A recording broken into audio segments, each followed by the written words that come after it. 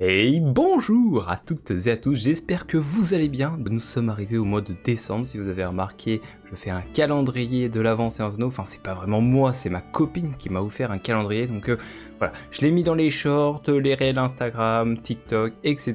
Donc n'hésitez pas à les voir. Ensuite, samedi, donc demain 9 décembre, est organisé un quiz par Elsa. Je cite: Quizzer, en attendant le quiz de Darga de fin d'année, je vous propose un petit quiz où normalement le titre de Bilbon Saké sera en jeu. Je vous propose ce quiz samedi prochain à 20h, n'hésitez pas à participer, soyez indulgents, c'est que mon deuxième quiz, thème du quiz dernier, oui je sais, c'est vague. Donc toutes les infos sont sur le Discord, il y a un channel quiz, si vous avez envie de participer, ça sera samedi à 20h. Sinon on va continuer à 20h le dimanche 10 décembre, donc qui est un jour exceptionnel à la fois parce que c'est l'anniversaire de ma copine, et c'est également ce jour-là qu'on regardera à 20h sur le Discord, le Seigneur des Anneaux, les deux tours, en version longue 4K. Vous inquiétez pas, c'est très sympa, il y a déjà pas mal de personnes qui sont intéressées, n'hésitez pas à aller sur le Discord, il y a un événement qui est créé pour l'occasion. Donc voilà, c'est un moment de partage. Ensuite, nous allons aller du côté de Weta Workshop qui nous a sorti deux dingueries. Donc nous avons le roi Aragorn et Arwen Undomiel qui sont magnifiques. Alors ils sont un petit peu chers évidemment, c'est des statues 1/6 classiques à 370 € à peu près chaque figurine. Mais si vous voulez, j'ai une petite astuce que vous pouvez acheter chez un revendeur. Par exemple, il y a une boutique qui se trouve en Bretagne qui la vend au même prix, quasiment un petit peu moins cher, 359 €.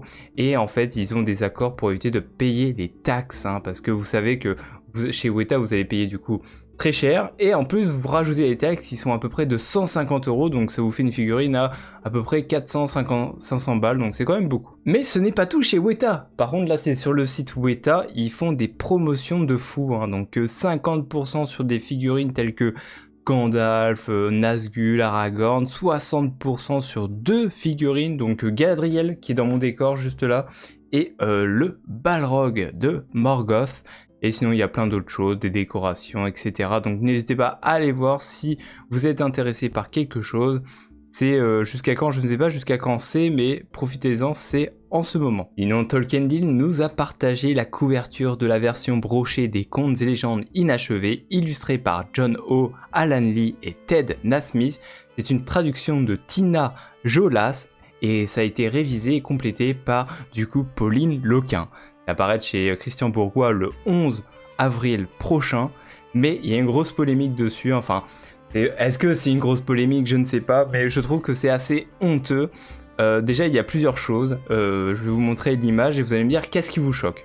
Dans un premier temps, moi je trouve ce qui me choque, c'est un peu l'édition de Christopher Tolkien qui est en blanc, on voit rien du tout, genre le fond est blanc, c'est un nuage, et tu mets un texte blanc, donc c'est un peu chelou. Ensuite il y a un marron. Je trouve que Contes et légendes inachevées en marron comme ça, c'est pas ouf. Je sais pas, en fait je trouve ça pas très beau. En fait, c'est dommage parce que l'image de fond est incroyable. On peut retrouver Palando et Alando, donc les mages bleus. Ensuite, ça encore, voilà, c'est seulement visuel au niveau de l'écriture, mais en bas c'est marqué illustré par Alan Lee en majuscule, John Ho en majuscule, et Ted Nasmith en majuscule, traduction de Tinas Jolas, alors que c'est Tina Jolas. Donc là on a carrément fait une faute dans son prénom, donc c'est quand même chaud. Et ensuite révisé par Pauline Loquin qui est en minuscule. Alors il n'y a aucune cohérence, donc je sais pas ce qu'ils font chez Christian Bourgois, mais je trouve ça honteux en fait, parce que c'est pas comme si... je sais pas, je sais pas ce que vous en pensez, dites-moi en commentaire. J'avais pas vu ça au premier coup d'œil, c'est du coup ça a été tout d'abord partagé en story par Arena, ensuite j'avais vu ça avec Foster, on en a parlé. Et moi j'avais même pas vu que Tina Jolas ils avaient fait une erreur sur Tinas, c'est chaud quand même d'en arriver là. Bon bref, peut-être que ça changera avant sa sortie, de toute manière ça serait pas encore sorti. Il y a peut-être moyen qu'ils changent ça, sauf s'ils le feront en avance, mais c'est quand même assez honteux pour un livre de l'univers de la Terre du Milieu, quoi. Sinon, bonne nouvelle du côté de Conquest Reforged, qui a changé de nom, qui a changé de nom. Maintenant, je nommerai plus comme ça, donc c'est l'âge des conquêtes reforgées, mais ce n'est plus comme ça qu'on doit les appeler. Maintenant, ils doivent être nommés sous le nom de Shadow of the Past.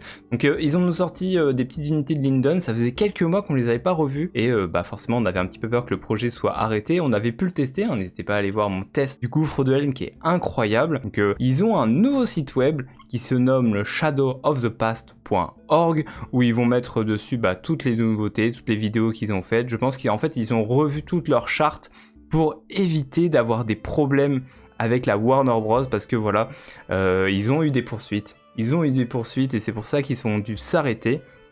Donc d'après ce qu'ils disent, nous prévoyons de vous présenter un autre blog sur le développement en 2024. Pourquoi 2024 me diriez-vous? Gardez à l'esprit que nous prévoyons d'être financés par Warner Games pour donner vie à ce jeu et vous proposer la meilleure qualité possible sur le marché. Ceci étant dit, nous restons très silencieux afin de ne pas être supprimés avant d'avoir révélé ce projet à Warner Games.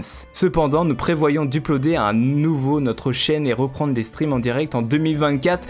Pas aussi souvent qu'avant. Nous vous apprécions tous et l'équipe et moi-même nous sommes vraiment excités de montrer notre blog de développement de combat en 2024. Non mais imaginez le projet de refaire l'HD Conquête, ça se trouve il peut vraiment être réel, ça peut vraiment être fou.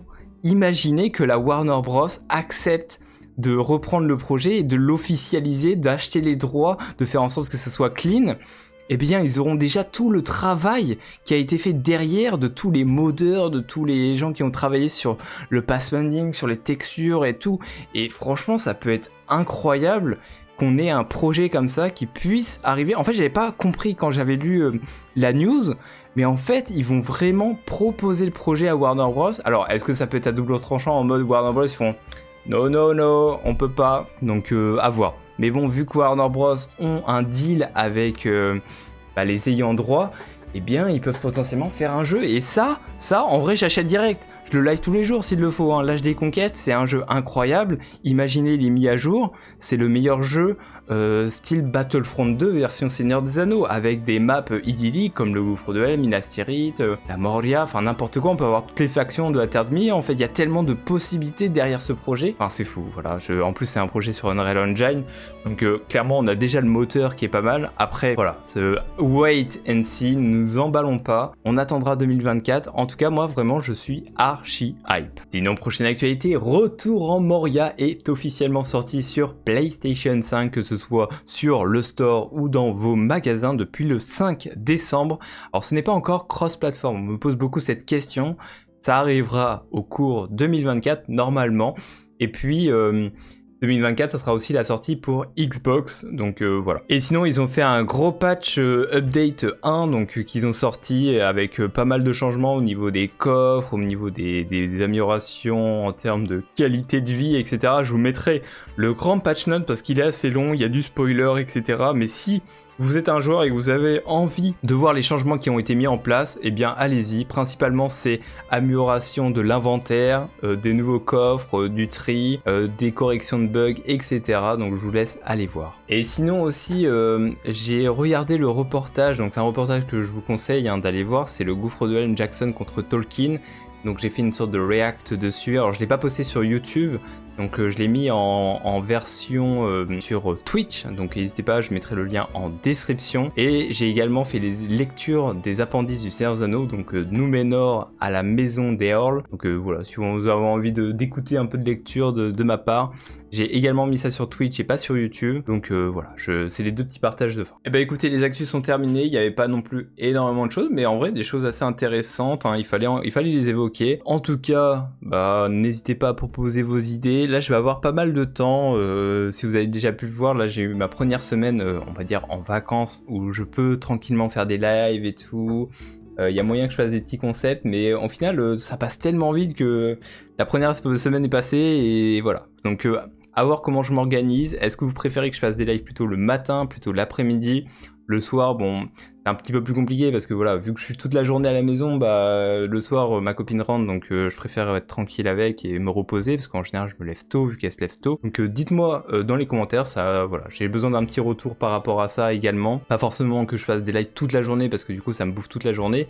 Et c'est peut-être l'occasion, voilà, de peut-être reprendre peut-être les vidéos, je sais pas, lore. J'ai fait une seule vidéo lore sur ma chaîne qui était Azog et Bolg et voilà. peut-être que j'aimerais bien en refaire une, peut-être, voilà, pour les 10 000 abonnés. C'est vrai qu'on approche des 10 000 abonnés, donc n'hésitez pas à vous abonner aussi à la chaîne, à partager, à mettre des commentaires, ça fait toujours plaisir. Il faut faire vivre la chaîne, donc mettre des commentaires c'est important. Par exemple, il y a toujours les mêmes hein, qui mettent des commentaires et ça fait super plaisir, hein, je vous en remercie énormément. En tout cas, merci d'avoir suivi ces actus de la Terre du Milieu, je vous dis à bientôt, au revoir et abonnez-vous.